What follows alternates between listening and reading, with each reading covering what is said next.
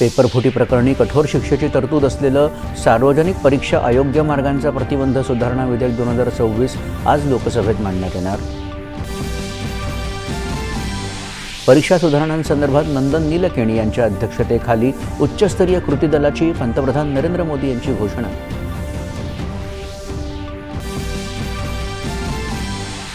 विकसित vibrant village programme 2026 मधील सहभागींशी पंतप्रधान नरेंद्र मोदी यांनी साधला संवाद.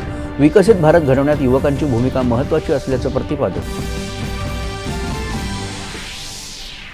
केंद्रीय वित्तमंत्री निर्मला सीतारामन यांनी मुंबईत आयकर सिंधू या नव्या इमारतीचं केलं उद्घाटन. नागरिक केंद्रित प्रशासनावर भर देत लोकसेवेच्या भावनेनं काम करण्याचं अधिकाऱ्यांना केलं आवाहन.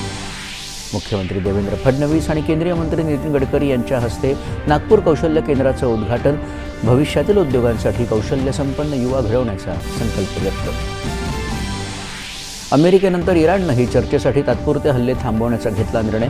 कच्च्या तेलाच्या किमतीत 5% अधिक घट. रामेश्वरम इथून आजपासून कलाम को सलाम या देशव्यापी अभियानाला होणार सुरुवात. माजी राष्ट्रपती APJ अब्दुल कलाम यांच्या पुण्यतिथीनिमित्त भाजपाचं विशेष अभियान. हरारे इथल्या आजच्या T20 क्रिकेट सामन्यात झिम्बाब्वेला नमवून भारताचं मालिकेत निर्भेळ यश.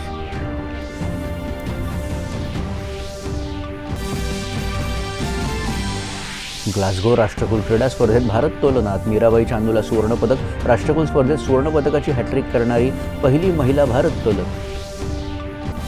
आणि स्पर्धेत राजा मुथुपांडी आणि ऋषिकांता सिंग या भारत्तोलकांचीही रौप्य पदकाची कमाई. पंतप्रधानांनी तिन्ही खेळाडूंचं केलं अभिनंदन.